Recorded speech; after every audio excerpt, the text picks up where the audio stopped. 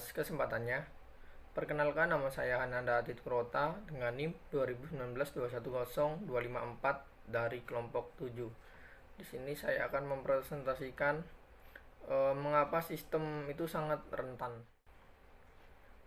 Baik, mengapa sistem itu sangat rentan? Singkat kata, jika Anda menjelaskan bisnis, Anda perlu menjadikan keamanan dan pengendalian sebagai sebuah prioritas utama.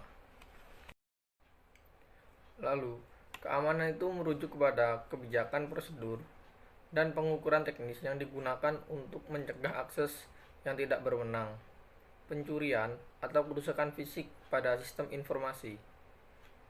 Lalu untuk pengendalian yaitu metode kebijakan dan prosedur organisasi yang memastikan keamanan aset organisasi, akurasi, dan reliabilitas, pencatatan serta kepatuhan operasional pada standar manajemen. Ketika dalam jumlah besar disimpan dalam bentuk elektronik, mereka menjadi lebih rentan terhadap berbagai macam ancaman dibandingkan saat berada dalam bentuk manual. Kesalahan sistem terjadi saat perangkat keras komputer tidak bekerja secara efektif atau tidak terkonfigurasi secara benar, atau kerusakan yang disebabkan oleh penggunaan yang tidak tepat atau tindakan kriminal.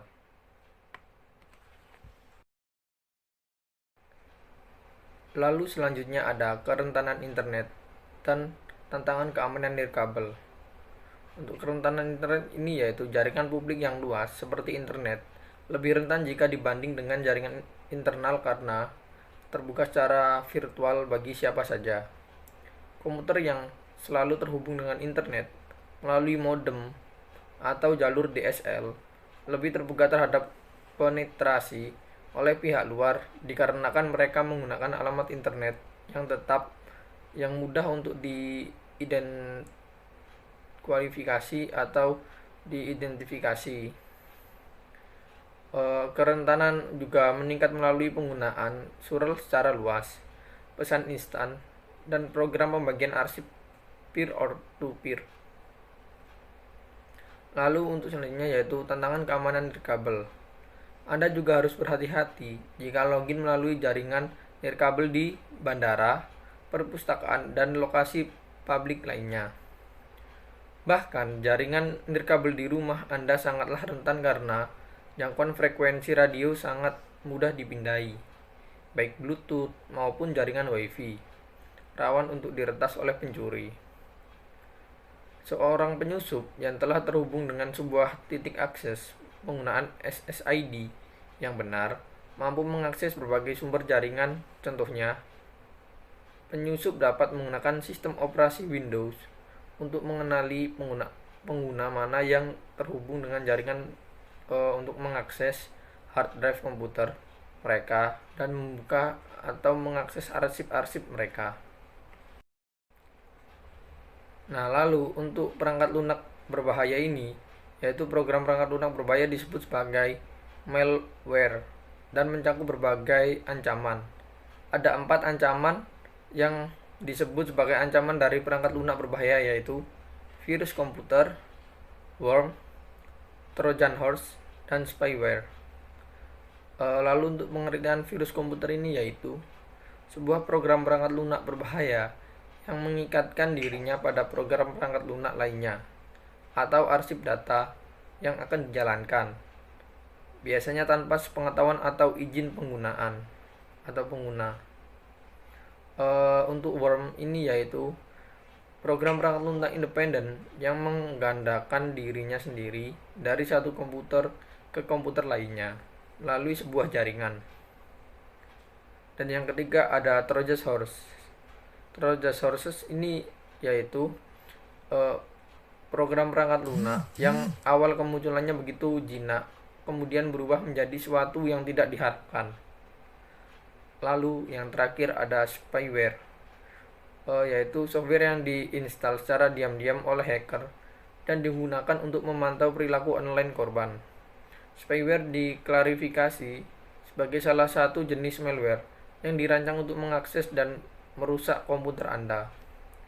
Mungkin sekian presentasi dari saya, kurang lebihnya mohon maaf, akan dilanjutkan oleh rekan saya. Terima kasih. terima kasih atas kesempatannya. Perkenalkan, nama saya Kalisa Rizky Bani Rahman dengan NIM 2019-10285. Nah, di sini saya akan melanjutkan presentasi dari rekan saya sebelumnya mengenai peretas dan kejahatan komputer. Nah, dalam dunia komputer itu tentunya ada juga kegiatan-kegiatan kriminal di dalamnya. Nah, salah satunya adalah adanya hacker atau peretas. Nah, peretas ini adalah seorang atau individu yang menginginkan mempunyai akses untuk mendapatkan informasi tertentu dengan melalui cara yang ilegal, dan biasanya dia menutupi identitasnya dengan menggunakan alamat surel palsu. Nah, dalam kegiatan hacking ini biasanya istilahnya dalam dunia komputer itu digunakan bisa juga cracker ataupun hacker. Nah, dua istilah tersebut sering bergantian digunakan untuk menyebut seseorang ini atau individu ini. Nah, dalam kegiatan hacking tersebut terdapat dua cara, yaitu spoofing dan juga sniffing. Nah, kalau spoofing ini adalah ketika hacker tersebut menutupi atau memalsukan identitas aslinya dan memberikan informasi yang palsu demi untuk mendapatkan informasi yang mereka butuhkan dengan cara biasanya menggunakan alamat surel palsu. Nah, sedangkan sniffer adalah sebuah program yang dapat mendeteksi adanya dan juga dapat mendeteksi informasi-informasi apa yang rahasia yang biasanya pasti dibutuhkan oleh seorang hacker. Dan sniffer ini, program ini juga dapat mengambil informasi-informasi penting, baik itu laporan keuangan atau rahasia perusahaan, dan juga dia bisa mendeteksi informasi-informasi yang sangat bisa dibilang sangat penting bagi sebuah perusahaan. Selanjutnya akan saya jelaskan juga mengenai serangan denial of service. Serangan denial of service atau biasa disebut dengan DOS adalah ketika peretas membanjiri suatu server jaringan dan juga server web dengan ribuan layanan komunikasi atau permintaan palsu untuk menghancurkan atau untuk mengacaukan jaringan tersebut. Nah, meskipun DOS ini atau denial of service ini tidak akan menghilangkan atau menghancurkan informasi penting atau mengakses area terlarang dari sebuah sistem informasi perusahaan, tetapi tetap saja mengacaukan web tersebut atau server jaringan tersebut sesaat gitu. Karena biasanya para pengguna itu tidak akan bisa mengakses web tersebut karena banyaknya serangan-serangan yang disebabkan oleh DOS ini. Nah, biasanya pastinya menyebabkan sebuah situs web tersebut itu akan ditutup sementara atau bahkan permanen, seperti itu. Selanjutnya saya juga akan menjelaskan mengenai kejahatan komputer. Nah, dalam dunia perkomputerisasi tentunya juga terdapat banyak sekali kejahatan-kejahatan seperti di dunia normal pada umumnya gitu. Dan tapi luasan atau cakupan kejahatan komputer itu tidak banyak orang yang tahu, dan tidak ada yang bisa memprediksi seberapa besar kejahatan komputer tersebut gitu. Bisa jadi ketika seorang hacker itu bisa mencuri informasi penting dari sebuah situs perusahaan yang memang dirahasiakan, lalu menjualnya ke orang lain, atau bahkan semisal hacker tersebut dapat mencuri sejumlah atau berjuta-juta uang dari sebuah universitas seperti yang terjadi di University of Columbia selama 2 tahun pada tahun 2010 bulan November. Nah, selain itu juga kejahatan komputer biasanya dikaitkan dengan pencurian identitas dan juga click fraud. Nah, setelah ini saya akan menjelaskan mengenai dua problem tersebut. Yang pertama adalah pencurian identitas. Nah, pencurian identitas adalah sebuah kejahatan di mana seseorang atau penipu itu meminta informasi pribadi kita dan digunakan untuk hal-hal yang negatif atau disalahgunakan untuk kepentingan tertentu. Nah, pada saat seorang peretas ini ingin mencuri data kita, data yang dimaksud adalah bisa jadi seperti nomor kartu kredit, nomor SIM, lalu nomor jaminan hari tua, dan nomor-nomor penting yang biasanya ada berbarengan dengan identitas kita. Nah, dalam teknik pencurian data tersebut atau pencurian informasi tersebut terdapat dua teknik yaitu phishing dan juga pharming. Nah, phishing adalah perancangan situs web palsu atau data personal atau situs web dengan mengirimkan pesan surel yang menyerupai bisnis yang sah, seolah-olah para pengguna tersebut atau masyarakat itu mendapatkan pesan tersebut dari sebuah perusahaan yang asli. Nah, sedangkan teknik pharming adalah teknik di mana pengguna itu akan diarahkan kepada laman web palsu saat mereka mengetikkan situs web tersebut dalam program pencarian, misal Google atau Yahoo atau dan sebagainya. Nah, biasanya teknik pharming ini memang teknik yang bisa dibilang lebih susah untuk dideteksi karena kita sebagai masyarakat pun saat membuka web tersebut yang asumsinya kita kira web tersebut itu adalah web atau laman resmi, tetapi sebenarnya kita terjebak ke dalam program dari si peretas tersebut atau si hacker tersebut. Nah, selanjutnya akan ada penjelasan mengenai click fraud. Click fraud itu terjadi ketika program individu atau perusahaan secara curang mengklik iklan online dan tanpa adanya niatan untuk mempelajari lebih jauh iklan tersebut atau melakukan pembelian.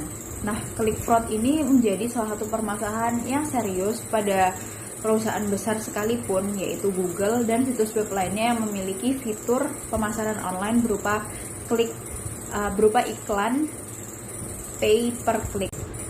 Selanjutnya saya akan menjelaskan mengenai ancaman global yaitu cyber terrorism dan juga cyber warfare.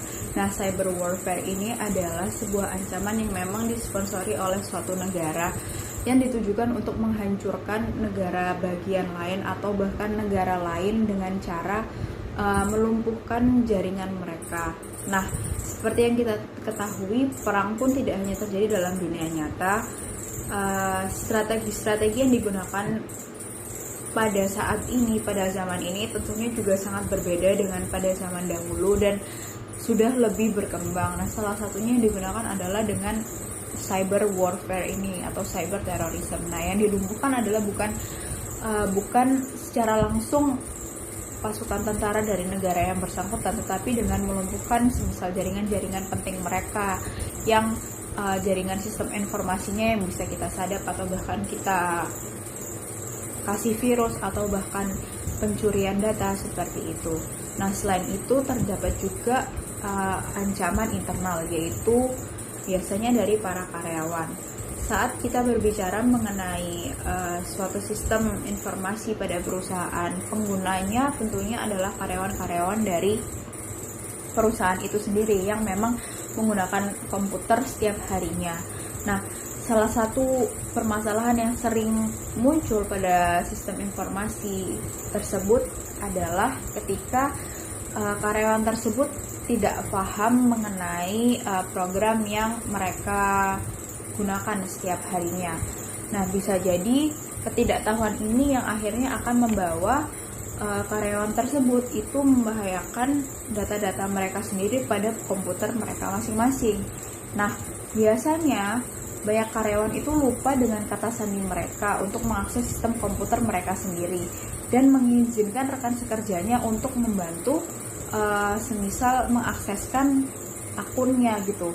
Tetapi itu pun juga akan membahayakan sebuah sistem. Nah, penyusup mencurigakan yang menjadi akses sistem ini terkadang mengelabui karyawan agar memperlihatkan kata sandi mereka dengan berpura-pura menjadi anggota yang sah dari perusahaan tersebut demi membutuhkan atau demi mendapatkan informasi yang mereka inginkan. Nah, praktek-praktek seperti ini disebut dengan rekayasa sosial atau social engineering.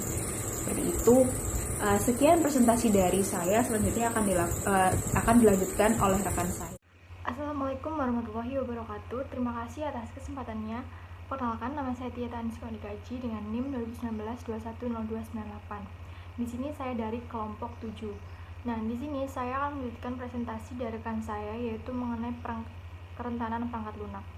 Nah, di sini perangkat lunak itu memiliki ancaman yang konstan pada sistem informasi. Itu menyebabkan kerugian yang tak terhitung dalam sisi produktivitas. Nah, untuk pertumbuhan kompleksitas dan ukuran program perangkat lunak disertai dengan permintaan dan pengiriman yang tepat waktu ke waktu oleh sasaran telah berkontribusi pada peningkatan kecacatan dan kerentanan perangkat lunak. Sebagai contoh, kesalahan perangkat lunak di aplikasi iPad untuk membayar tagihan menyebabkan Citibank untuk meningkatkan tagihan pembayaran pelanggan 2 kali lipat antara Juli dan Desember 2011. Beberapa pelanggan yang menggunakan iPad melunasi tagihan kabel mereka atau cicilan rumah mereka, misalnya pada kenyataannya membayar sebanyak 2 kali. Nah, permasalahan terbesar dari perangkat lunak ini adalah keberadaannya bugs yang tersembunyi oleh kode program yang cacat. Penelitian menunjukkan bahwa tidak mungkin secara virtual untuk mengeliminasi semua bugs dari program yang besar. Nah, untuk sumber utama bugs adalah kompleksitas dari kode pengambilan keputusan. Program yang relatif kecil atau hanya terdiri atas beberapa garis jalur yang berbeda akan memiliki puluhan pengambilan keputusan yang menuntun pada ratusan atau bahkan ribuan jalur yang berbeda. Nah, program-program yang penting dalam banyak perusahaan biasanya lebih besar dan mengandung puluhan ribu bahkan puluhan juta garis kode. Nah, masing-masing memiliki banyak pilihan dan jalur yang lebih banyak dari program-program yang lebih kecil. Selanjutnya, kecacatan yang bernilai 0 tidak dapat diperoleh pada program yang lebih besar. Pengujian lengkap tidaklah mungkin. Pengujian program secara menyeluruh mengandung ribuan pilihan dan jutaan jalur yang membutuhkan ribuan tahun. Bahkan dengan pengujian yang teliti, kita semua tidak dapat yakin bahwa perangkat lunak tersebut dapat diandalkan hingga ia membuktikan dirinya sendiri setelah pemakaian yang cukup banyak. Nah, kecacatan perangkat lunak ini tidak hanya mengalami kinerja, tetapi juga menciptakan kerentanan keamanan yang membuka jaringan terhadap para penyusup. Nah, setiap tahun perusahaan keamanan mengidentifikasi ribuan kerentanan perangkat lunak ini di internet dan perangkat lunak di sebuah PC. Sebagai contoh, tahun 2011, Symantec mengidentifikasi 351 kerentanan pada mesin jelajah, yaitu browser, 70 pada Chrome, 50 pada Safari dan Firefox, dan 50 pada Internet Explorer. Beberapa dari kelemahan ini sangat kritis. Untuk memperbaiki kecacatan dari perangkat lunak ini sendiri, setelah mereka teridentifikasi, vendor perangkat lunak menciptakan bagian kecil dari perangkat lunak yang bernama patch untuk memperbaiki kecacatan tanpa mengganggu pengoperasian yang seharusnya dari perangkat lunak. Nah, satu contoh yaitu Windows 7 Service Pack 1 milik Microsoft yang menampilkan fitur keamanan, kinerja, dan stabilitas lembaran untuk Windows 7. Hal ini menjadi pilihan pengguna perangkat lunak untuk menelusuri kerentanan ini. Mereka melakukan pengujian dan menerapkan patch tersebut. Proses ini disebut patch management. Dikarenakan infrastruktur teknologi informasi pada perusahaan umumnya syarat akan berbagai aplikasi bisnis, instalasi sistem operasi dan layanan sistem lainnya, memelihara patch pada semua perangkat dan layanan yang digunakan komputer terkadang memakan waktu dan biaya. Malware menciptakan dengan sangat cepat dan perusahaan hanya memiliki waktu yang sedikit untuk merespon di antara waktu kerentanan dan saat patch diluncurkan serta pada waktu perangkat lunak mencurigakan muncul untuk mengeksploitasi kelemahan sistem. Saya lanjutkan tentang nilai bisnis, keamanan, dan pengendalian. Di sini masih banyak perusahaan enggan untuk membelanjakan uangnya untuk keamanan karena tidak berhubungan langsung dengan pendapatan penjualan. Namun, untuk melindungi sistem informasi menjadi sangat penting bagi operasional bisnis dan layak untuk dipertimbangkan ulang. Nah, untuk perusahaan-perusahaan memiliki informasi berharga untuk dilindungi. Sistem biasanya membuat data-data rahasia terkait pajak individu, aset keuangan, catatan medis, dan tinjauan kinerja. Sistem ini juga dapat berisi informasi mengenai operasional perusahaan, termasuk rahasia dagang, rancangan pengembangan, produk baru, dan strategi pemasaran. Nah, sistem pemerintahan dapat menyimpan informasi berupa sistem persenjataan, operasi intelijen, dan target militer. Nah, aset informasi ini memiliki nilai yang sangat tinggi dan reaksinya dapat sangat berbahaya apabila informasi tersebut hilang, hancur, atau jatuh ke tangan orang yang salah. Nah, sistem ini tidak dapat bekerja saat terjadi pelanggaran keamanan, bencana, dan kesalahan fungsi teknologi yang secara permanen dapat berakibat pada kesehatan keuangan perusahaan. Banyak ahli yang meyakini bahwa 40% dari semua bisnis tidak akan mampu pulih dari kehilangan aplikasi atau data yang tidak dapat diperbaiki dalam jangka waktu 3 hari. Nah, untuk pengendalian dan keamanan yang tidak memadai dapat berakibat pada tanggung jawab hukum yang serius. Perusahaan tidak hanya harus melindungi aset informasi mereka sendiri, tetapi informasi pelanggan dan karyawan dan partner bisnis mereka juga. Nah, kegagalan untuk melakukan hal tersebut dapat membuka jalan bagi perusahaan menuju gugatan yang memakan biaya akibat pemaparan dan atau pencurian. Nah, sebuah organisasi dapat dimintai pertanggungjawaban atas risiko dan kerugian yang diciptakan jika organisasi gagal untuk mengambil tindakan perlindungan yang benar guna mencegah hilangnya data yang bersifat rahasia, data perusahaan, atau pelanggaran privasi. Sebagai contoh, di sini ada B.J. Wholesale Club dituntut US Federal Trade Commission karena memungkinkan para peretas pengakses sistem mereka dan mencuri data kartu kredit dan debit pembelian yang tidak sah. Bank yang menerbitkan kartu-kartu tersebut akan mengalami pencurian data menuntut 13 juta US dollar dari BJ sebagai kompensasi bagi mereka akibat penggantian biaya bagi pemegang kartu atau pembelian yang tidak sah.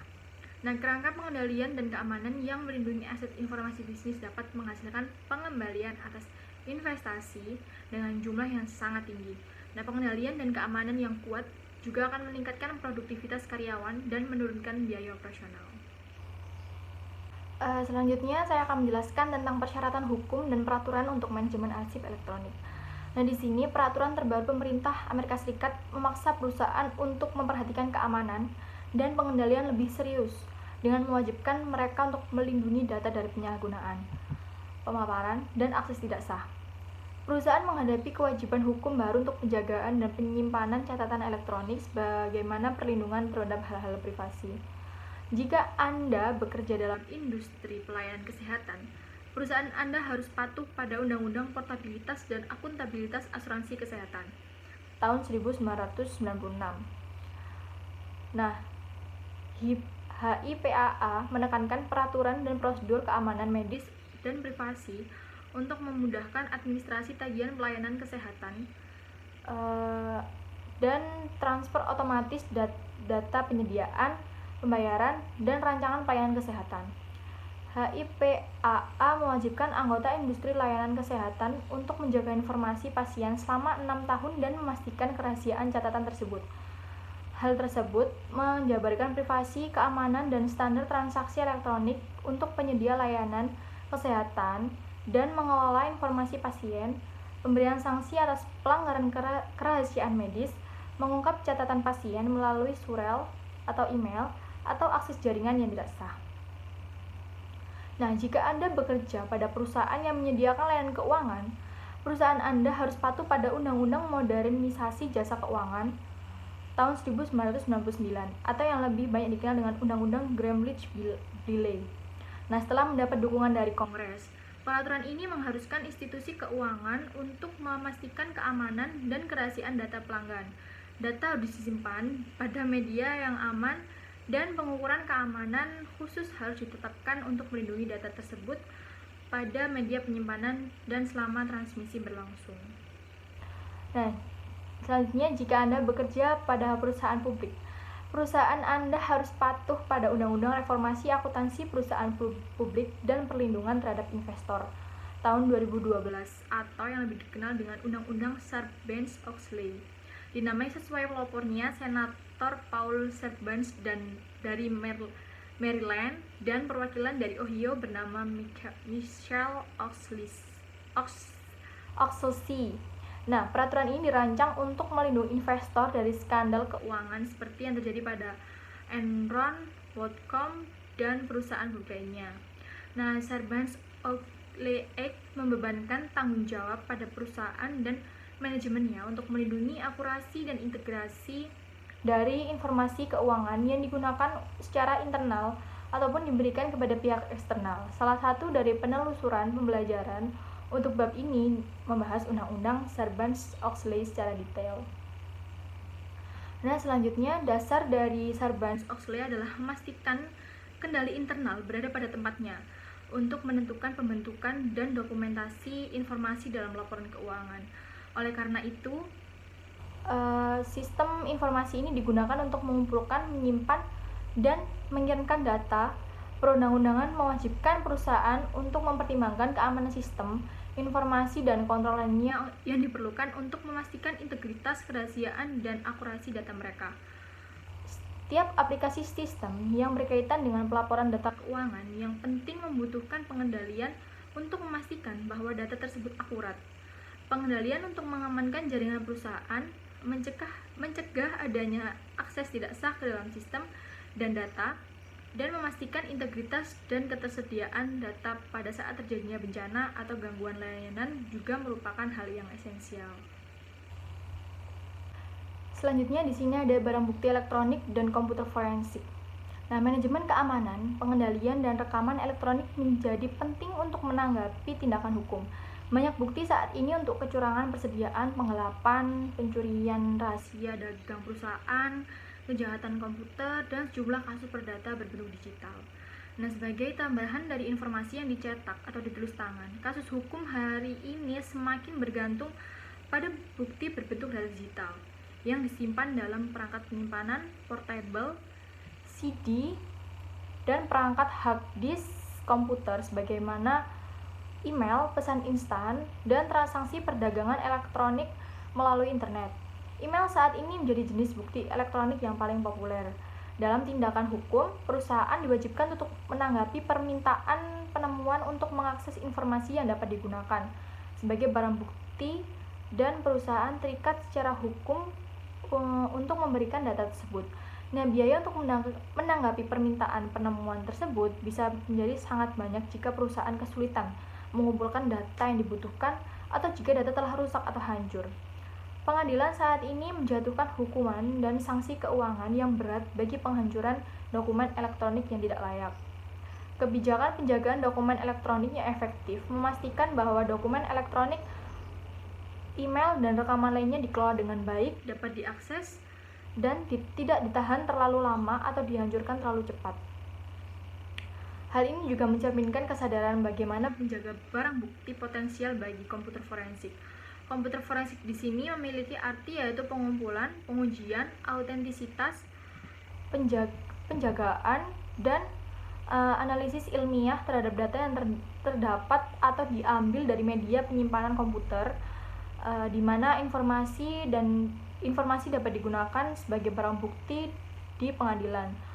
Komputer forensik mencakup beberapa permasalahan seperti bawah ini. Nah, yang seperti di gambar. Di sini yang pertama adalah pemulihan data dari komputer sambil menjaga keutuhan barang bukti. Selanjutnya, penyimpanan dan pengelolaan dengan aman dari data elektronik yang sudah dipulihkan.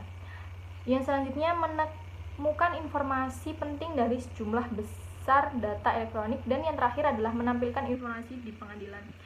Dan di sini barang bukti elektronik itu dapat ditempatkan pada media penyimpanan komputer dalam bentuk arsip komputer dan sebagai sebuah data ambient yang tidak terlihat oleh pengguna pada umumnya. Nah, contohnya adalah berupa sebuah arsip yang sudah dihapus dari cakram kertas, hard drive PC, data yang tersimpan pada penyimpanan komputer dan telah dihapus oleh pengguna dapat dipulihkan dengan berbagai macam teknik. Ahli komputer forensik mencoba untuk memulihkan data yang tersembunyi untuk ditampilkan dan digunakan sebagai barang bukti. Selanjutnya, kesadaran akan komputer forensik ini harus dimasukkan ke dalam proses perencanaan darurat perusahaan. CIO, spesialis keamanan, staf informasi perusahaan, dan penasihat hukum perusahaan harus bekerja sama untuk membuat rencana yang dapat dieksekusi jika muncul kebutuhan hukum. Anda dapat menemukan lebih dalam seputar komputer forensik pada penelusuran pembelajaran pada bab ini. Sekian presentasi dari kelompok kami, kurang lebihnya mohon maaf. Kami akhiri, wassalamualaikum warahmatullahi wabarakatuh.